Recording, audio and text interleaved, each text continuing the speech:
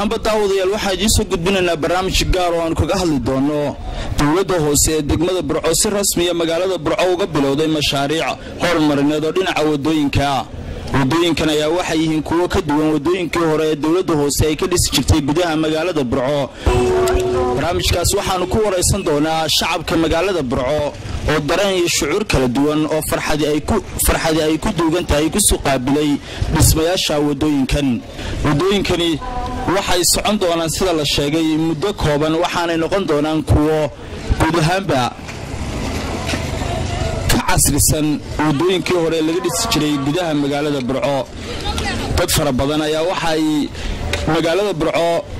ku nool ayaa waxay soo dhaweeyeen wadooyinkan. xilligan ayaa waxa halkan taagan nin kamid ah dadka wadadan si caadiga u marayay waxaanan weydiinay dareenkiisa. saaxiib magaca? bismillaahir rahmaanir rahiim. hayba saal ducaale. saad u aragtaa wadooyinkan? bismillaahir rahmaanir rahiim. aad iyo aad baan u soo dhaweynaa shirkaddan wadooyinka sameynaysa maanta gaar ahaan nimanka qalabka wata. aad iyo aad baan u soo dhaweynaa xataa waa wadada roob gudaha la dhigayo isla markiiba la marayo. dowladda hoose magaalada Burco ka garwadeena wadooyinkan dhisaysa iyada ka waran? iyadana sidaas leeg waa soo dhaweynaa. wadooyin badan bay qabatay, waxyaabo badan bay wadaa. waa aad iyo aad baan ugu faraxsanahay. saaxiib magaca? خير maxamed aad aragtaa meesha ku haysa? wada aad iyo aad wada loo dhisay. faracista Ahmed Abdi oo soo dhaweynaa wadooyinkan dowladda hoose dhistay. waana dowladdu si iyo xilwaanada iyo maayarku maasii. laakiin bulshada waxaan leeyahay hal la ilaashado. waayo iyagu inay sameeyay laakiin innaka ay saaran tahay inay ilaashano innaka mas'uuliyaddu inay saaran tahay. marka waxaan leeyahay aad iyo aad bulshada ha ilaashado. aad iyo aad baan soo dhaweynaa laamiga iyo horumarka ay dowladda hoose iyo maxamed muraad gudoomiyaha golaha deegaanka uu ka wado magaalada Burco. aad iyo aad baan soo dhaweynaa. أحمد أي ودوين كورن سي ألوي يا أنا محمد أحمد عبد الله ولا أي ودوين كورن ودوين هو ومبهلا أيه أي مجا سعيد حماس كورن ودوين صاحب وعي ودوين وسود وينه دولة وسنة ودستيبل الهدية كورن هذا أدري بسين أيه وين هذا حنوشة يعني لا يعني dowladda hoose ma ka soo baxday sida shaqadii loo diray qayb kamid ah way waxba wuu arsan way ma tagtaa xamse maxamed ay xamse wadooyin goor aad iyo aad buu wacay. waan ku faraxsanahay wadooyinkana ka qayb qaataan dowladda iyo shacabkuba. aad iyo aad baan ku faraxsan. waxaan leeyahay saa ugu soo howlgala dadweynaha shaqadan ay wadaan aan wadno. waxaan leenahay aad iyo aad buu mahadsan madaxweyne Axmed Maxamed Maxamuud Silaayo shaqadan uu guntaday oo noo qabtay. aad iyo aad buu mahadsan madaxweyne. dadweynaha magaalada Burco waxay iskugu soo baxeen shidka halbowlaha ah ee magaalada Burco dhexmara kaasi oo dowladda hoose ay guud ahaanba dhisayso. dadku way daawanayaan waana ay u qushuucsan yihiin guud ahaanba.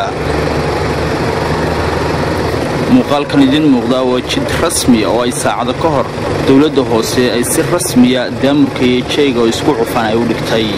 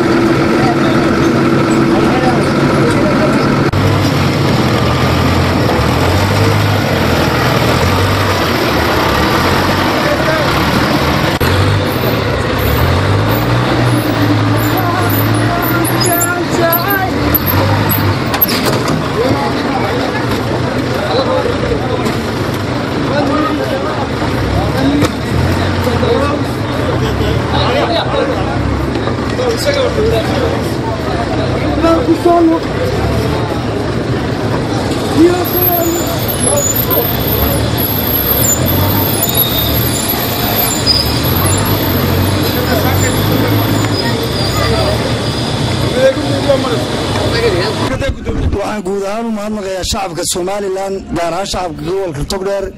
iyadoo maanta la dhigay wado tii ugu adkeyd ee qaranka uu yeesho aad iyo aad baan ugu mahadnaqaynaa shirkadda xukuumadda dhexe ee dawladda hooseba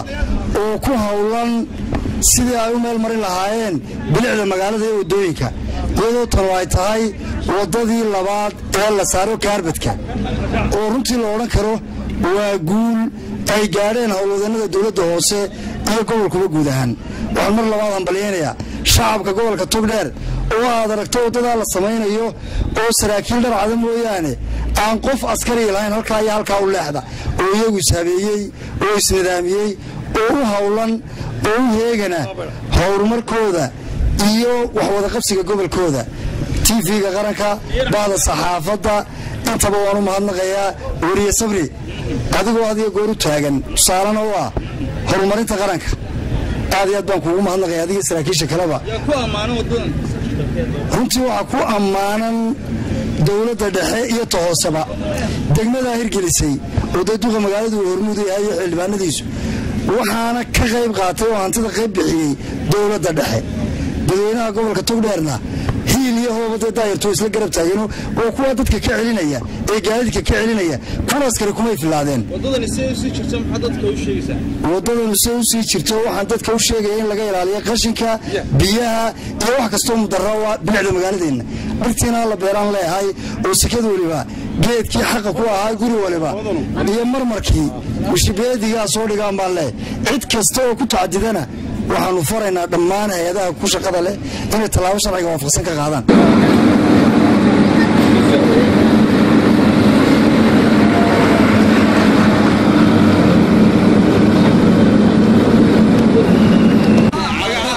عبد علي دحول waxaan halkan ka salaamayaa waxaan ka hambalyeeynaya sida wacan loo shaqeeyay ee dawladdu ay u wada laamiyada iyo systemka wacan ee ay noogu shaqeynayso waana ku mahadsantahay wasalaam calaykum السلام عليكم السلام عليكم وحيا سليمان دعاء حسن odayaasha burcayaan ka mid ahay marka waxaan ka codsanayaa cidii wadada sameeynaysa qof kasto oo shakhsi oo laamiga iyo in la isku xiro guriyaha si loo caasimadii labaad ayaa loo baahayay dhir lagu beero dhirtu dadka u wardida marka waxa la doonayaa caasimadii labaad si uu muuqato in la iskaarsiyo laamiga iyo guriga walba la yiraahdo gaarsiin laamiga oo amar lagu amro dadka iyaguna samraanba saasaan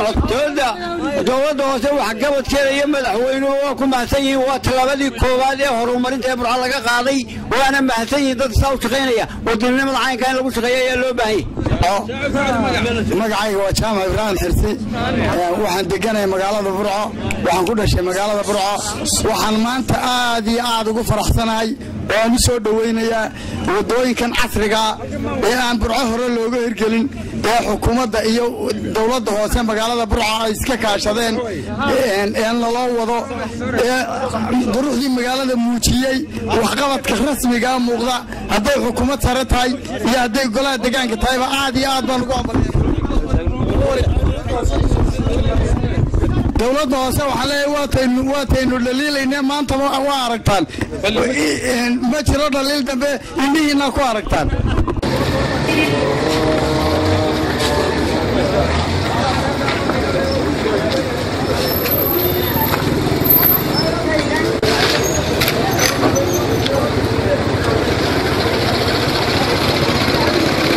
الرحمن الرحيم waxaan arkaa wadooyinka ka bilaabmay ee ka curtay gobolkan Togdheer maayaradu inuu maanta dhaqaajiyay hawshiisii ugu talagalay inuu dadka reer Togdheer inta badan doonayay inay helaan laamiyo aad u qurux badan oo rogaga inay maanta helaan ma filayaa maayarkuna xilligiisii ayuu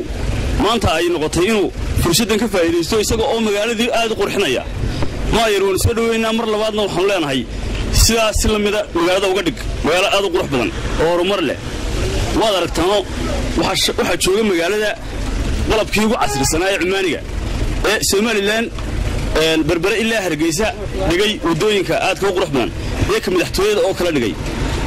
waxaan idin sheegayaa inay maanta bilaabantay horumarkii gobolka Togdheer ee ugu qaalisanaa iyadoo gobolka waddo kasta iyo leexsan kasta la marin doono wadooyin roog ah oo aad u qaaliya waa mahadsanti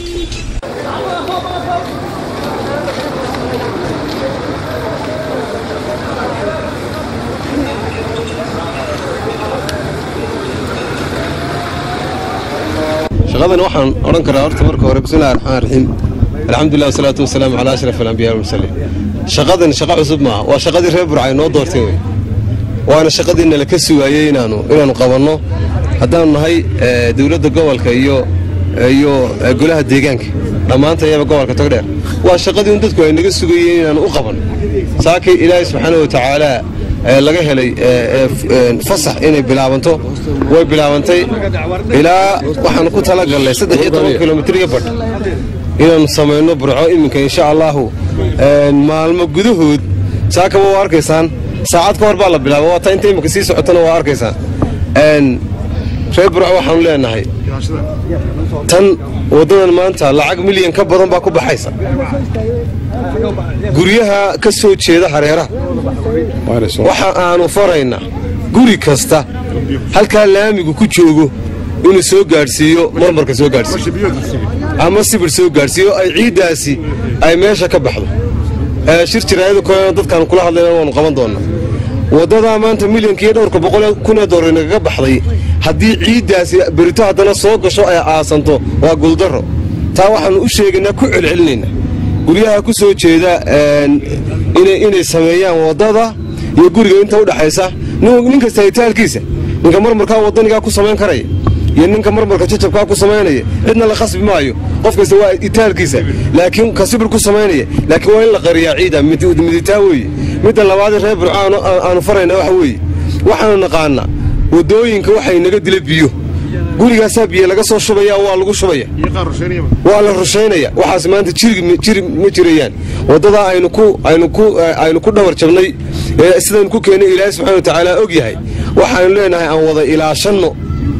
hawshanna waa hawlde noo igmateen oo noo doorateen waa tii aan naga filayseen insha Allah magaaladana waan ku dhameyn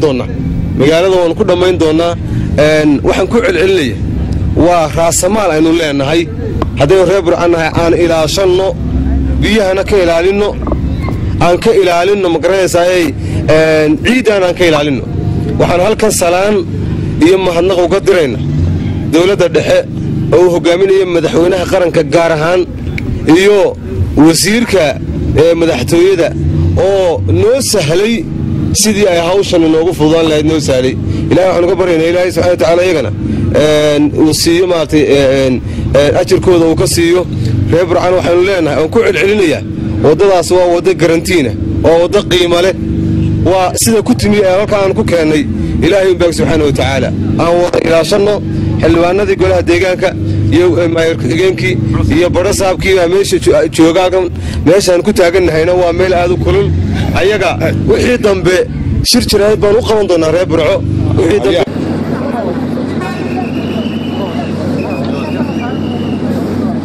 wadadani mashaariicii barigii dhaweytoole ama safarkii dheeraa ee madaxweynuhu uu dalka ku soo maray mashaariicda dhagax dhigi ka mid tahay waa ilaa 12 kilomitir iminka halkan aynu dul taagannahay sidaa bari galbeed waxa weeye waa 1 kilomitir iyo badh ayay ka tahay mashruuca dhan 12 kilomitir waxaan leeyahay waxa lagu qabtee adnad bay hagaajiso waxa laydinka baahayay inaad daryeeshaan waddadiinna soo gaarsiisaan ama sibid mariya ama daamur mariya inaydin boodhkaa haddii sile boodhku roobku ku soo qaado oo halkan noqoto beritoole siday ahaan jirtay waxba maynaan kororsan waxaan leeyahay ganacsatada iyo dadka guryaha leh intaa hortooda sibidh ama daamur kuu doonobaa Soomaaliya nin walba gurigiisa hortiisa waa looga baahan yahay fariintaasi waan idin gaarsiinaynaa aad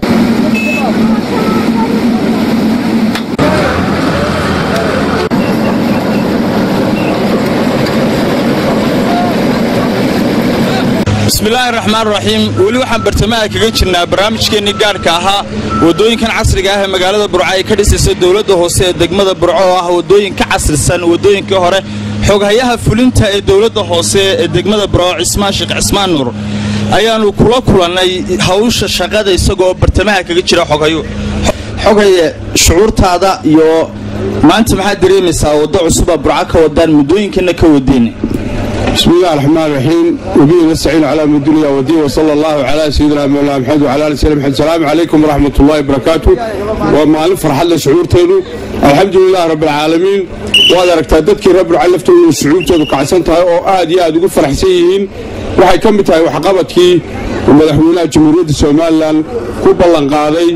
dalkan aan ku soo kordhino wadadan insha Allah ta'ala أنا ودوين كانوا كوداي مقالة بعكس على كلا الدوين ما أنت الله سعتها برنامجين كتيرة وحوي رنتي ودوين عصرية وكدوين ودوين كيوريد ذلك كتيري رنتي وعرفت الشركة اللي سيسا وعرفت أنت يلي لما أنت وضعوا عين كوابت هاي رنتي وحوي وواحد لقوا فرحه وما أنت رنتي اللي سولوا وأن لا هاي بقولك وبقول إن شاء الله تعالى ونسيكر لنا هالكعدي على كله نوع عسل الكود اللي قلنا مقالة بعو ما دام يتهي عاصمة البلد. دار الكود وامسع. وحوي وودي السيروجي هراء بعو وكوبية 2 كيلومتر أو سكويرة. إن قرمالة دي سودان. ودان تاريخ ذي اللي شيء أنا قوان قرنا يا عرور بارها بعو waxay hayd 1971 ayaa halkan laga dhisay dawladii afweyne bila rafeel kilomitir baan la soo wadooyinka burco siyaasadda wadooyinkan u dambeeyay dawladdu waxay u guntantay in wadooyinka la dhiso siyaasaddaas aad ku shaqaynaysaan in sabab u aragtaa alxamdulillah waxay ka timi sidaan hore u sheegay waxqabad kala wadna waa ballanqaadkii uu madaxweynaha jamhuuriyadda Soomaaliland mudane Axmed Maxamed Maxamuud Silaayo uu ku ballan qaaday inuu wadanka insha Allah ta'ala horumarkiisa iyo waxqabadkiisa kor u qaado oo waxqabad loo wada guntado ayay ka mid tahay annana aan ku tala jiraa sidaas aan insha Allah ta'ala imkaan ku wadna waxaanu doonaynaa mustaqbalka haddii Ilaahay raali ka noqdo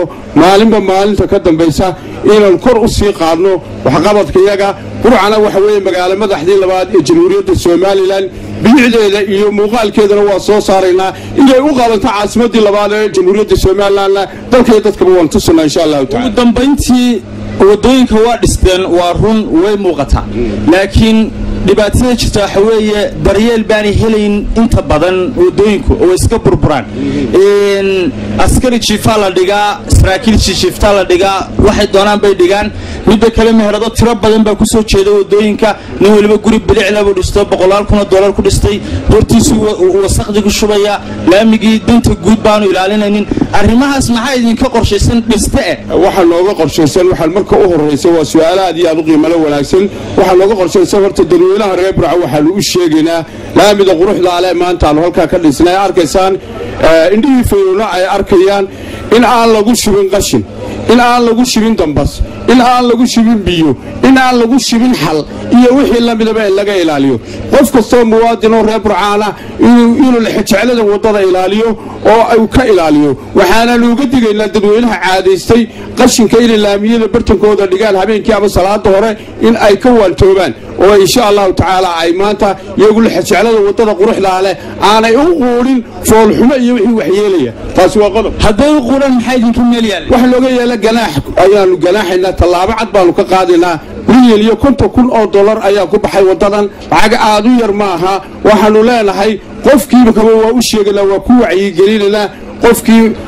qashin iyo biyo iyo xal iyo wixii la mid ah keenay ganaax iyo xarig ay mutaysanayaan insha Allah ta'ala askari jiifo wax la yiraahdo oo la dhigayaana haba yaraatay ma jirto marka bilicda magaaladu way kordhaysaa alala waa kordhinayna dadweynuhu hal isku ka garab taagan oo ku wacyi qaataan insha Allah ta'ala wadnaasanta in magaca maxamed siin maxamuud in wadooyinka saad u aragtaan wadooyinkii waxaan u arkaa haddaan hay af dhalinyarta reer burco inay si fiican u socoto waxqabadkan waxaan doonayaa inuu muraad si fiican dee magaranaysaa sidaa wado uu ka sii kordhiyo magaca daahir baaruud aadan baa laga waxa weeye xagga wadooyinka markaan ka hadalno imika wadooyinku si wacan bay u socdaan waxaanu leenahay maamulka gobolka tugdheer ee burco hadduu yahay maayar iyo haddii yahay maayar ku-xigeenba dhammaan waxaan ka codsanaa inay laamiyada noo gaadhsiiyaan weliba sayladda ay u tallaabiyaan baan doonaynaa wixii kale u baahan inay noo dayactiraan sida jarmalka oo kale wadada maxamed cali wadooyin kale la midka ah ayaan doonaynaa adiga maxay kaaga baahan yihiin maslada aniga waxay iga baahan yihiin waxqabadka inaan haddaan nahay taageero dadweynaha ayaa nooga baahan yihiin magacayga waxaa la maxay Ismaaciil Daahir waxaan ahay dhalinyarada gobolka Togdheer waxaan leeyahay waxay dawladdu qabanaysaa waxa weeye wax muhiim ah oo wadooyinka gobolka Togdheer waxaan leeyahay markaa kuwada ka daalinaan leeyahay waxaan idinku qarab galay haddaan nahay dhalinyarada gobolka Togdheer bismillaahi raxmaani raxiim magacaygu waa Saleebaan Sulub Xirsi waxa weeye anigoo ku hadlaya afka dhalinyarada gobolka Togdheer aad iyo aad baan ugu mahadinaynaa waxqabadka wanaagsan iyo wadooyinka tayada leh ee ay dhigayaan golaha deegaanka dawladda hoose hormuud ka yahay maayirka magaalada Burco waxa weeye aad iyo aad baan ugu mahadsanaya wadadan oo ah wadadii lambar 1 ka ahayd ee siirada tagaysay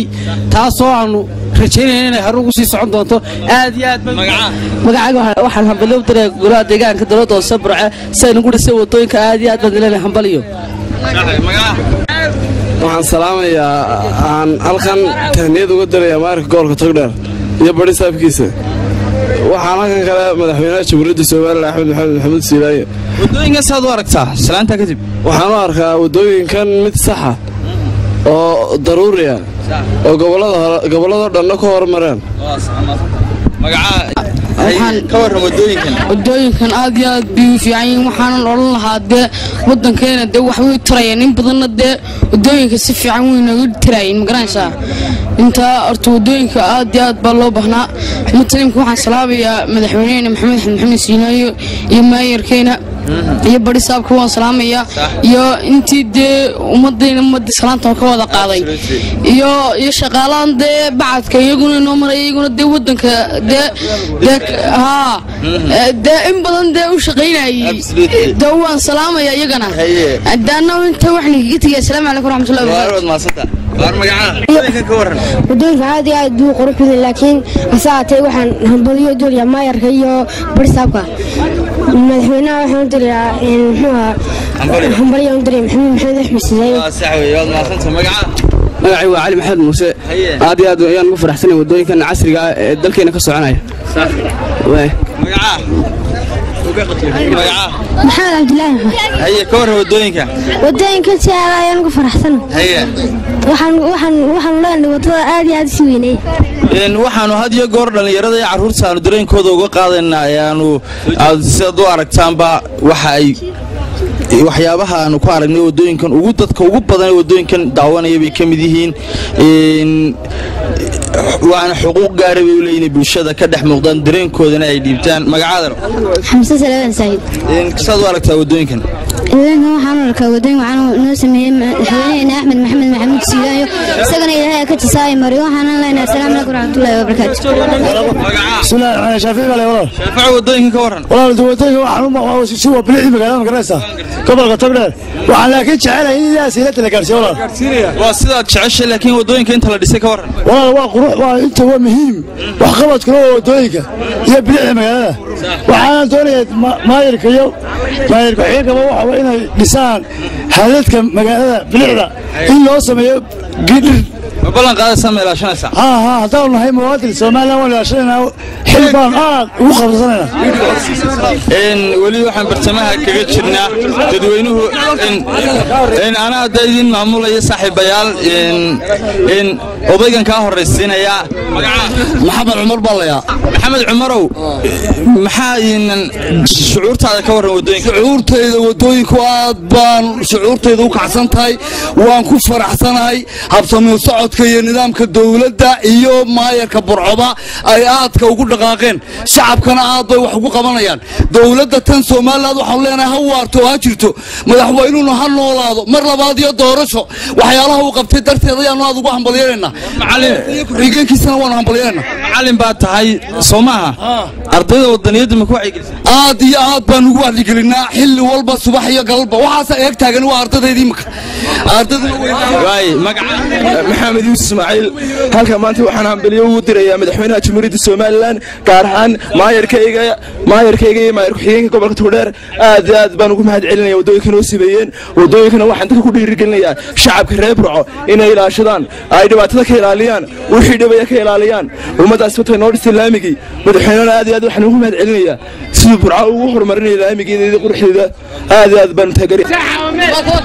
in wali bartamahan kaga jirnaa dadku waxay aad u danaynayaan inay shucuurtooda dhiibtaan oo ay ka waramaan wadooyinkan sida ay u soo dhaweeyeen magaca maxamed cali daxbalada maxamed ka waran nin weyn reer Burco baa tahay cirra ka muuqata wadadan xilliga la dhisay wax laga yaabaa Burco joogtay maanta oo dub loo hagaajinaya inaad joogto in maxaa ku muuqda horta wadada markii la dhisay ma joogin laakiin waxaan joogay bridge Burco markii la dhisay tan aan ku soo laabto maanta waxa weeye horumar weyn baa la sameeyay in maanta wax iska leh xukuumadda Soomaaliland iyo madaxweynaha jamhuuriyadda Soomaaliland oo ah madaxweynaha ku dhaqaaqay nabadda dimuqraadiyadda iyo horumarka taasaan u oran lahaa dadka reer Burco maxaad adoo reer Burco ma istaqaanin horto aad baan soo dhaqaanaa reer Burco iyo wadooyinka markaas isla eegto maxaad halkan ugu gudbin lahayd waxaan reer Burco u gudbin lahaa dadka dhismayaasha leh inay isku xunaan laamiga iyo guryahooda si ciid loo waayo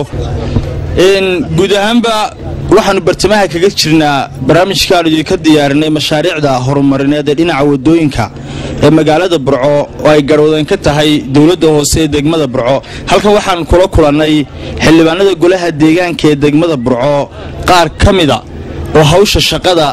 si rasmi ah ugu guda jira in xildhibaan magaca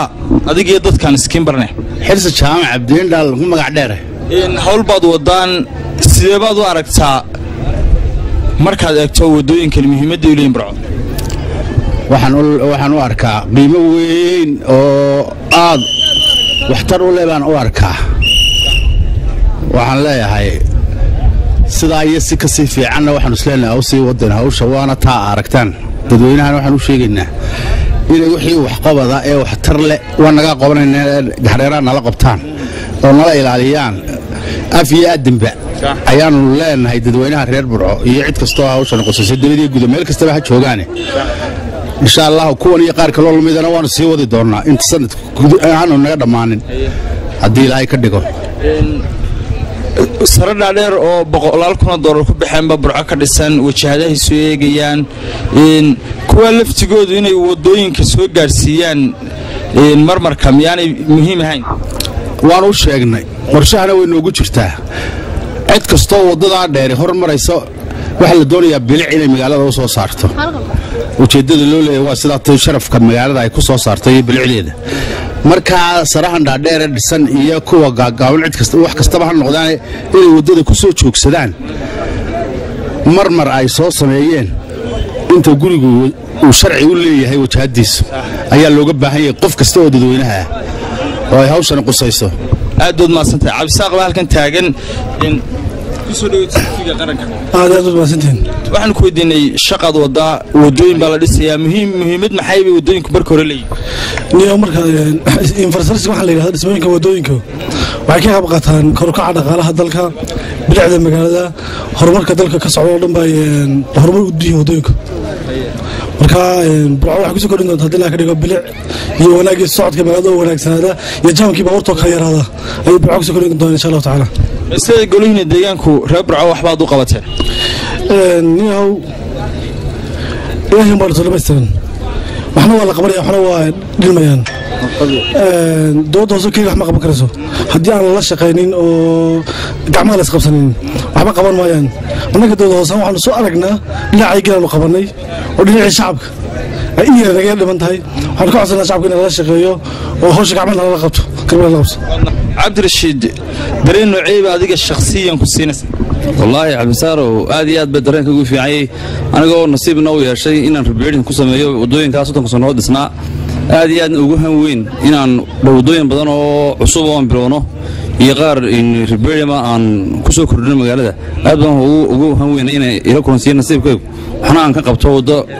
baahi u baahnayd in wax laga qabto maxaa tabasaasada Burco way ka dhiman tahay oo shacabka uga baahantahay waxaan tabayaa wax badan oo muwaadinku uu leeyahay oo communitigu ay qabsan karayaan oo cid ay ka sugayaan qofku markuu wax qabsan karayo inaanu cidnaba ka sugin inuu qof kastoo mas-uulna u yeedhi karo waxna u sheegi karo wax qabsan karo xagga nadaafadda xagga laamiyada xagga waddooyinka ilaaladeeda xagga biyo ku saydhista xashiish dhigista qofku inuu ogaado in waddadan isagu leeyahay oo runtii uu kala xisaabtamo cid kastoo dhib ku samaynaysa waddada inuu ka xisaabtamo markaa communitiga waxaan ka codsananaa inay ilaashadaan wax kastoo lagu soo kordhiyo waddankooda xildhibaan diigoolba halkan taagan waa ninkan timaa cadle waa golaha deegaanka oo xaajiga ugu da'da weyn leh xildhibaan ku soo dhow waa ku dhowaa bismillaahi raxmaan raxiim waa ku dhow horta marka ugu horeysa tv-ga qaranka waa salaamayaa meel kasta uu joogaba gudo iyo dibadba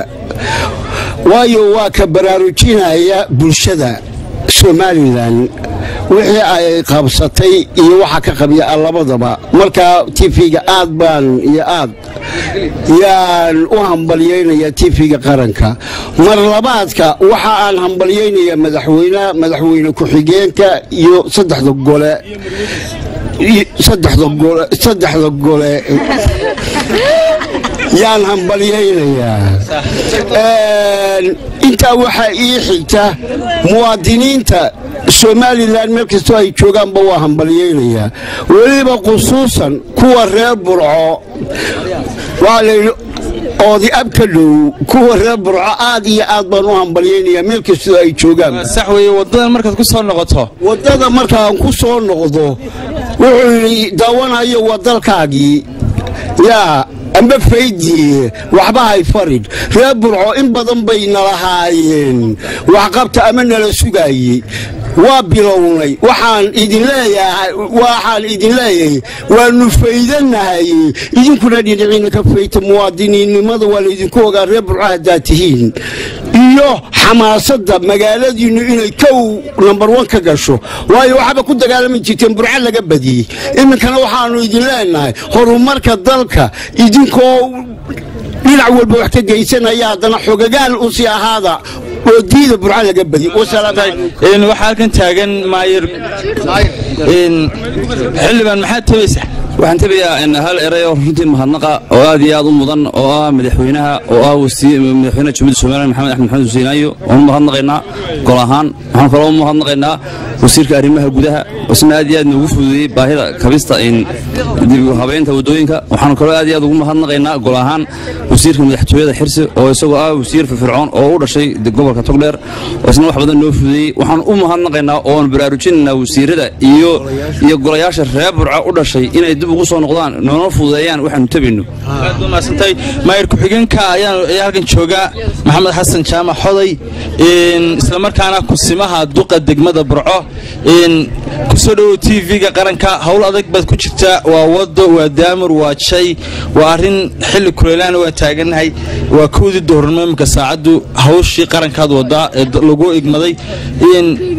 maxaad iminka aad dadka reer burco uga baahan tahay maxaa adiga lagaaga baahan yahay mase waajibaadkaagii waad ka soo baxday adigoo afkii golahana ku hadlaya bismillahi raxmaan raxiim waxaan halkan marka ugu horeysaan u mahad celinaa ilaahay subxaana watacaala isagaa mahaddan iyo hawsha saaka halkan taalla guusheeda ilaahay baa noo fududeeyey waajibka labaad waxaa ka soo baxay xildhibaanadii golaha deegaanka oo isku duuban